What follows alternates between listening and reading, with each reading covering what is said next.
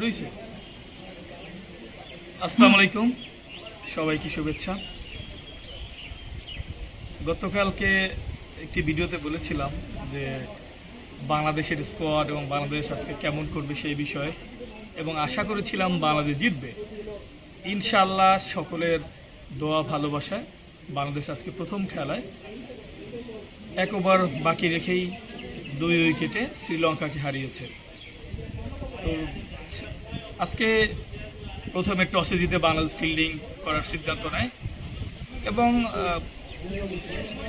শ্রীলঙ্কা কিন্তু প্রথম 12 ওভার তারা কিন্তু নিজেদের ম্যাচ নিজেদের আয়ত্তে ছিল। 12-13 ওভার কিন্তু তারা বাংলাদেশ বোলারদের উপরে পুরো প্রাধান্য বিস্তার করে খেলেছে। কিন্তু সেই সময় আমাদের রিশাদ হোসেন এবং তাসকিন আহমেদ, মুস্তাফিজের দারুণ ভেলকি এবং চমৎকার বোলিংয়ে আবার ম্যাচ নিজেদের করে নেয় এবং যার ফলশ্রুতিতে মাত্র 123 রানই শ্রীলঙ্কাকে আটকে রাখতে বাধ্য করে। অবশ্যই বোলারদের ক্রেডিট দিব, দারুণ বোলিং এবং অধিনায়ত্ব বোলিং সময় খুব দারুণ শান্ত মুন্সিয়ানা দেখিয়েছেন। সাকিব তুলনামূলক ভালো বল করতে পারেনি, তারপরও প্রতিদিন তো সবার ভালো বল হয় না। বোলিং ফিল্ডিং ভালো ছিল, দলের অ্যাপ্রোচও ভালো লেগেছে। তাসকিন ইনজুরি থেকে এসে দারুণ করে করেছেন। মুস্তাফিজ তো সবসময় ভালো বল করে থাকেন। তানজিব সাকিবও তুলনামূলক ভালো করেছেন। তো শ্রীলঙ্কা বিশেষ করে পাথুম নিশাঙ্কা কিন্তু যখনই তিনি হাত খুলে বড় রানের দিকে যাচ্ছিলেন, কিন্তু সেই সময় তিনি আউট হয়ে গেছেন। এছাড়া হেডটিকের সম্ভাবনা জাগিয়েছিলেন রিশাদ হোসেন। তো এই যে স্লো পিচ আমরা দেখছি যে বড় দলও কিন্তু বেশি রান করতে পারছে না। 160, 150, যেমন আজকে আফগানিস্তান 159 রান করে এবং 75 রানেই কিন্তু নিউজিল্যান্ডের মতো দল কিন্তু অল আউট হয়ে যায়। তো পরবর্তীতে বাংলাদেশ ব্যাটিংয়ে নামে। বাংলাদেশে 2 ওপেনিংয়ে আজকে ছিলেন তানজিদ তামিম এবং সৌম্য সরকার।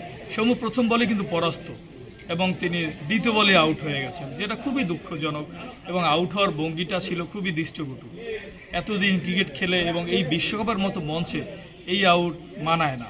আমি মনে করি সৌম্যকে শুধু সে ওয়ানডেতে রেখে টেস্ট এবং টি-20 থেকে ফিরিয়ে নেওয়া উচিত, যেহেতু সে অনেক দিন যাবত ভালো খেলছে না।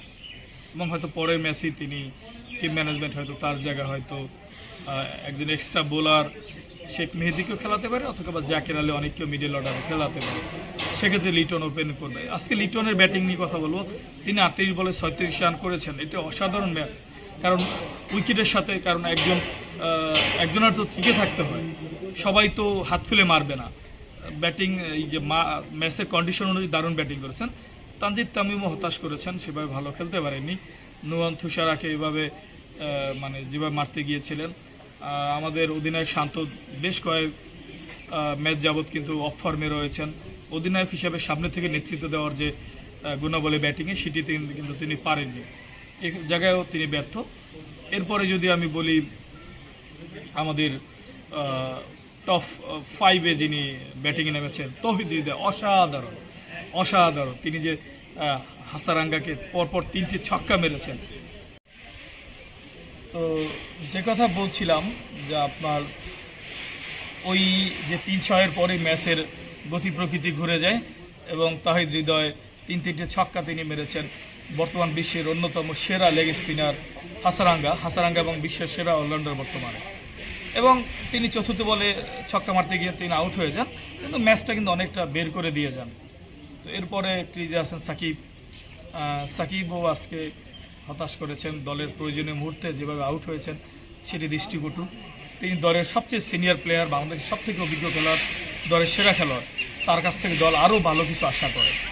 তো আশা করি তিনি সামনের ম্যাচে ঘুরে আরও বোলিং ব্যাটিং ফিল্ডিংয়ে ভালো করবেন। আমাদের দলের সবসময়ের সেরা ব্যাটার, যাকে বলি বিপদের বন্ধু, তিনি হচ্ছেন আর কেউ নন, মাহমুদুল্লাহ রিয়াদ। আজকেও দলের প্রয়োজনীয় মুহূর্তে তিনি যে কাজটি করে দেখালেন সত্যি অসাধারণ। তিনি ওই সময় আউট হয়ে গেলে কিন্তু দল কিন্তু হেরে যেত।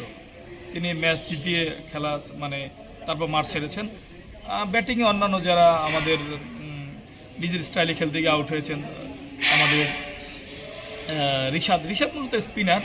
তো সব মিলে প্রথম ম্যাচে জয়লাভ করেছে, পরবর্তী ম্যাচেও এই জয়ের দ্বারা অব্যাহত রাখবে সেই তো সব মিলে টান টান উত্তেজনার ম্যাচ, বিশ্বকাপের মতো ম্যাচ এভাবে হবেই। আমরা সবাই আশা করি আপনারা সবাই বাংলাদেশ দলের টিমের সাপোর্ট করবেন, বেশি বেশি সমর্থন যোগাবেন। নেগেটিভ খবর এই বিশ্বকাপ চলাকালীন সময়ে না একটু কম করা উচিত সবারই, কারণ এটা তাদের ব্যাড ইম্প্যাক্ট তৈরি হয়। তো সব বিষয়ে আপনারা দলকে সাপোর্ট করবেন। তো ধন্যবাদ সবাইকে, ভালো থাকবেন।